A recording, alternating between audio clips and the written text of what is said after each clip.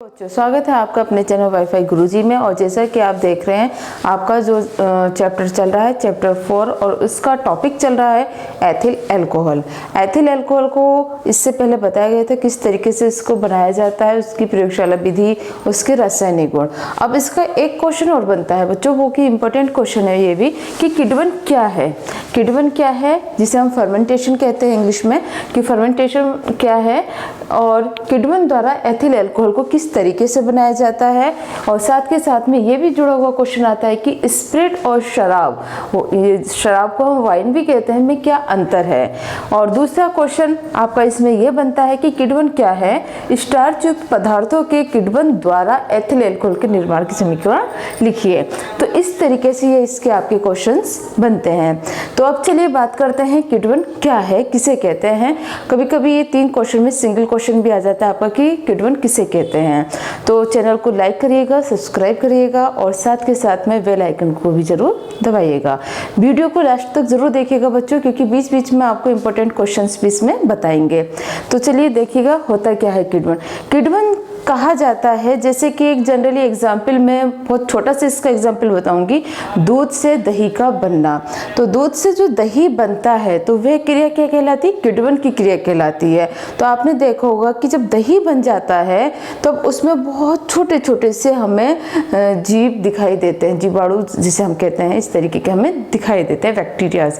तो वो क्या होता है, वो हमारी बॉडी के लिए, कुछ बैक्टीरियाज क्या है हमारी बॉडी के लिए बहुत ज़्यादा यूजफुल है, हमें फ़ायदा देते हैं। तो ये एक छोटा सा एग्जाम्पल हो गया कि दूध का दही में परिवर्तन होना किण्वन की क्रिया कहलाती है। या फिर हम ये कहें कि दूध का फटना भी है, ठीक है, या फिर गन्ने के रस से हम शराब बना रहे हैं या फिर जो वाइन बनाई जाती है वह भी किण्वन की क्रिया कहलाती है। अब बात करते हैं पर्टिकुलर इसकी डेफिनेशन की कि इसकी परिभाषा होती क्या है। तो किण्वन कहा जाता है कि अणु जीवों द्वारा, जो अणु जीव हैं, अणु जीवों द्वारा कार्बनिक यौगिकों को, कार्बनिक यौगिक जैसे कि आप पढ़ ही रहे हैं कि एथिल अल्कोहल है, मेथिल अल्कोहल है, ये क्या है ऑर्गेनिक कंपाउंड्स हैं। तो कार्बनिक यौगिकों को धीरे धीरे सरल कार्बनिक यौगिक में तोड़ने की क्रिया को हम किण्वन कहते हैं। तो या फिर हम ये कह सकते हैं कि अणु जीवों द्वारा कार्बनिक यौगिकों को धीरे धीरे कार्बन पदार्थों में अपघटित करना, कार्बनिक पदार्थों में अपघटित करने की क्रिया को किण्वन कहते हैं। और जो पदार्थ इस क्रिया को करता है या जिन अणु जीवों के द्वारा ये क्रिया होती है उसे हम किण्व कहते हैं। तो ये इसकी हो गई परिभाषा। अब इसके एग्जाम्पल क्या है, एग्जाम्पल आपको बताया ही है, जैसे कि दूध का फटना, दूध से दूध का जमना, या फिर हम कहेंगे कि गन्ने के रस से एथिल अल्कोहल का बनना, ये सब क्या है किण्वन की क्रिया है। या फिर हम ये एक एग्जाम्पल इसका ये भी आता है कि यदि किसी मांस के टुकड़े को काफ़ी समय के लिए रख दें तो उसमें क्या आती है, स्मेल सी आनी शुरू हो जाती है, दुर्गंध आनी शुरू हो जाती है, तो वह क्रिया भी क्या कहलाती है, किण्वन की क्रिया कहलाती है। तो समझ में आ गया होगा आपको कि किण्वन किसे कहते हैं। अब इसका जो आगे का क्वेश्चन है कि किण्वन द्वारा एथिल अल्कोहल के निर्माण की समीकरण लिखिए। अब चलिए इसकी बात करते हैं कि एथिल अल्कोहल का निर्माण किस समीकरण किण्वन के द्वारा किस तरीके से ये होता है। अल्कोहल का शर्करा युक्त पदार्थ द्वारा किण्वन, क्यों, क्योंकि जो किण्वन है हो रहा है इसमें हम कराएंगे शर्करा युक्त। शर्करा युक्त क्या हो गया, इसमें हमारा मतलब है आपका जो सुक्रोज होता है, सुक्रोज से हम इसका फॉर्मेशन कर रहे हैं इसमें एथिल अल्कोहल का। तो सुक्रोज से क्या आएगा आपका, इसका फॉर्मूला आता है आपका C12H22O11, ये कहलाता है सुक्रोज। इसमें हम क्या करते हैं H2O क्या है जल, इसको हम डाल देंगे। इसमें एंजाइम लेते हैं हम इन्वर्टेज, ये आपको याद रखना पड़ेगा कि इसमें आपका जो एंजाइम आता है वह आता है इन्वर्टेज, और ये इन्वर्टेज एंजाइम होता है ईस्ट की प्रेजेंस में। अब इसमें जो आप ये देखेंगे बच्चों की जो सुक्रोज है, जो आप इसमें आपका ये आ रहा है सुक्रोज, तो इस सुक्रोज में अगर हम H2O को जोड़ दें तो आप ये देखेगा कि 22 में अगर 2 हाइड्रोजन जोड़ेंगे कितने हो गए 24, और एक ऑक्सीजन इसमें जोड़ेंगे तो आपके हो गए 12। अब हम इसको बराबर बराबर भागों में बांट देंगे। क्या बन जाएगा इससे आएगा C6H12O6 प्लस C6H12O6। तो आप देखो दोनों का अगर जोड़ कर देखेंगे 6 ये 12 कार्बन आपके इधर हो गए, और ये 22 प्लस 24 हो गए, यहाँ 12 प्लस 12 कितने हो गए 24। तो हाइड्रोजन हमारे कंप्लीट हो गए। इसी तरीके से ऑक्सीजन 11 और 1 इज 12, तो इधर 6 आपके ये कंप्लीट हो गए। तो इस तरीके से हमने क्या लिया, सुक्रोज लिया। सुक्रोज की होती है शर्करा होती है, ठीक है। तो शर्करा को हमने लिया, शर्करा में हमने क्या डाला H2O, या हम ये कह सकते हैं सुक्रोज गन्ने का रस हमने ले लिया है। जनरली सभी जानते हैं गन्ने का रस क्या होता है।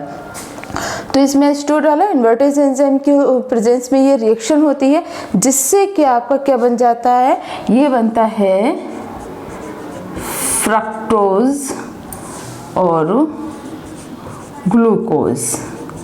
फ्रक्टोज और ग्लूकोज, इससे ये दोनों बन जाएंगे। अब बात आती है कि इन दोनों के फॉर्मूले तो एक जैसे होते हैं, तो पहचान क्या है। पहचान इसमें क्या है, ग्लूकोज जो होता है बच्चों, ये इसमें आपका जो फंक्शनल ग्रुप है एल्कोहल तो होता ही, उसके साथ साथ एल्डिहाइड ग्रुप प्रेजेंट इसमें होता है। और जो फ्रक्टोज है, फ्रक्टोज में आपका कीटोनिक ग्रुप प्रेजेंट होता है एल्कोहल के साथ।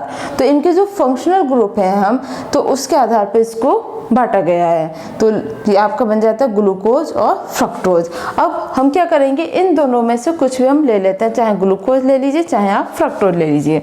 तो क्या होगा, ये C6H12O6। हमने क्या लिया, ग्लूकोज ले लो या फ्रक्टोज ले लो। अब इसमें हम क्या करते हैं, जाइमेज एंजाइम डाल देंगे। क्या डालेंगे, जाइमेज। जाइमेज एंजाइम डालने पर आपका ये इससे बन जाएगा, इस कार्बन डाइऑक्साइड जो है CO2, कार्बन डाइऑक्साइड गैस इसमें से निकल गई।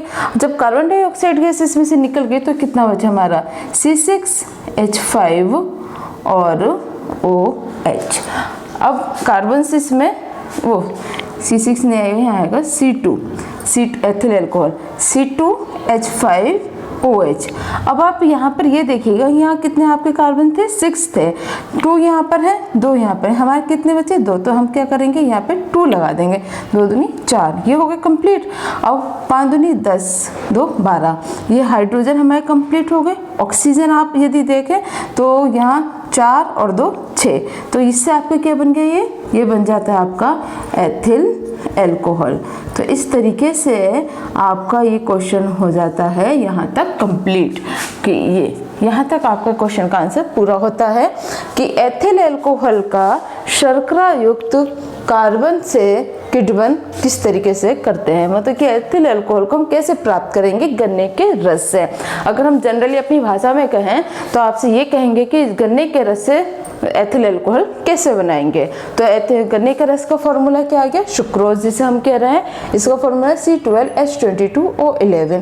ठीक, इसमें क्या कर हमने H2O डाला। H2O जो हम एंजाइम लेते हैं, इन्वर्टेज एंजाइम लिया। इन्वर्टेज एंजाइम की वजह से क्या हुआ कि H2O इसमें प्लस होकर 2 पार्ट्स में डिवाइड हो गया, जिसे हमने कहा फ्रक्टोज और ग्लूकोज। अब फ्रक्टोज और ग्लूकोज में से हम कुछ भी यहाँ पर ले लेते हैं, चाहे आप फ्रक्टोज ले लीजिए चाहे आप ग्लूकोज ले लीजिए। अब इसमें क्या करते हैं, हम जाइमेज एंजाइम से डालते हैं। तो जाइमेज एंजाइम जो होता है इसको डिकम्पोज कर देता है, मतलब तोड़ देगा किसमें, एथिल अल्कोहल और कार्बन डाइऑक्साइड, इसमें से क्या होती है CO2 निकल जाती है। तो इस तरीके से आपका कंपाउंड क्या बन जाता है, ये एथिल अल्कोहल।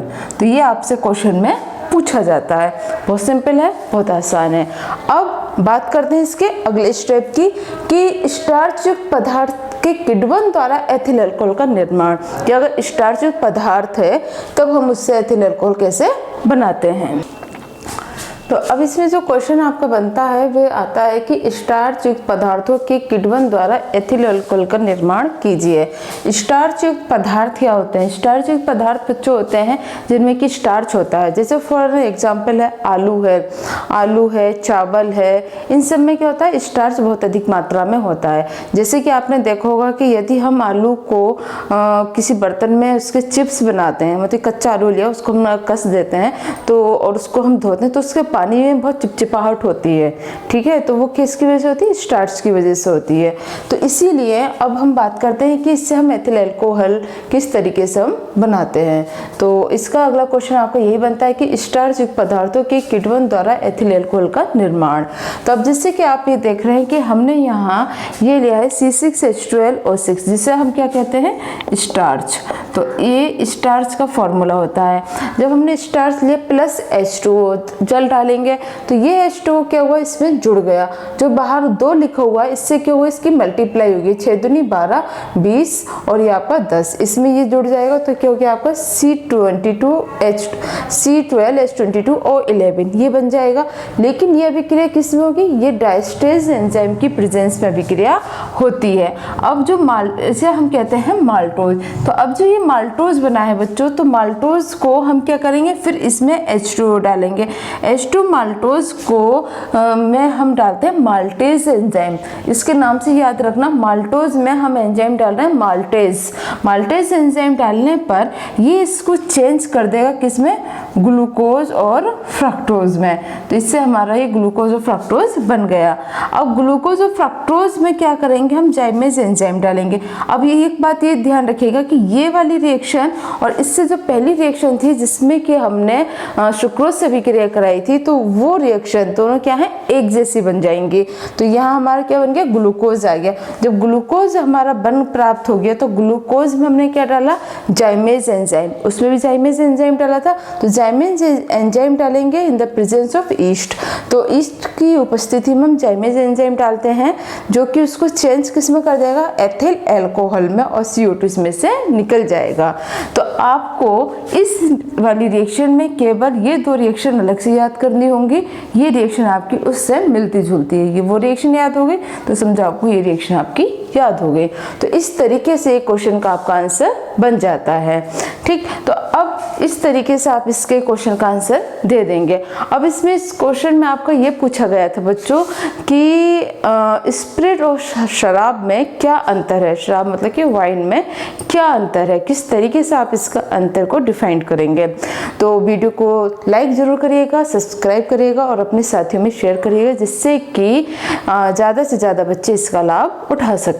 तो बच्चों होता क्या है कि जो आपका इसमें एथिल अल्कोहल है, एक इसमें देखिएगा, अभी मैं आपको बताती हूँ। इसमें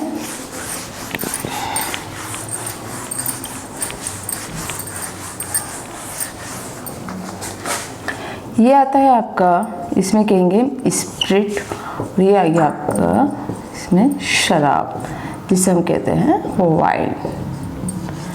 कि इसमें अंतर क्या है? इन दोनों में अंतर आपसे पूछा जाता है। तो एथिल अल्कोहल जो है ये अल्कोहलिक पेय पदार्थ है।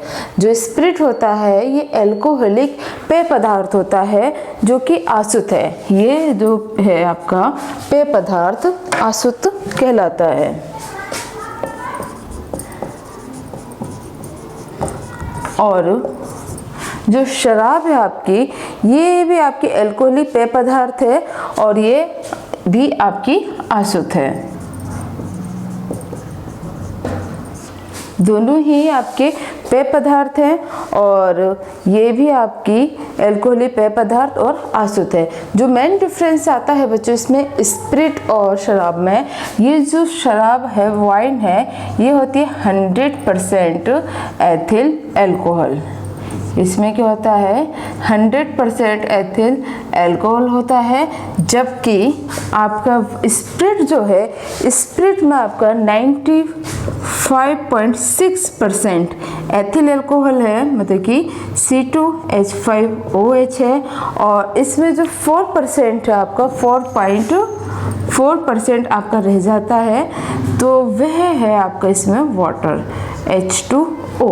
तो ये डिफरेंस इसका मेजर है कि इसमें इतने परसेंट तो आपका एथिल अल्कोहल आ गया, इतने परसेंट जल होता है, तब आपका ये स्प्रिट बनता है। और जो वाइन होती है वो 100% ही एथिल अल्कोहल होती है। तो इसका ये अंतर इसमें आ जाता है। अब जो वाइन है, वाइन को अगर पिया जाता है तो इससे क्या होते हैं, हेल्थ से रिलेटेड इश्यूज इसमें आ जाते हैं, जिससे कि कई सारी बीमारियां इसमें हो जाती है। अब बात करते हैं इसके उपयोग की। क्वेश्चन में आपसे ये भी पूछा जाता है कि इसके किन्हीं दो उपयोग के बारे में बताइए।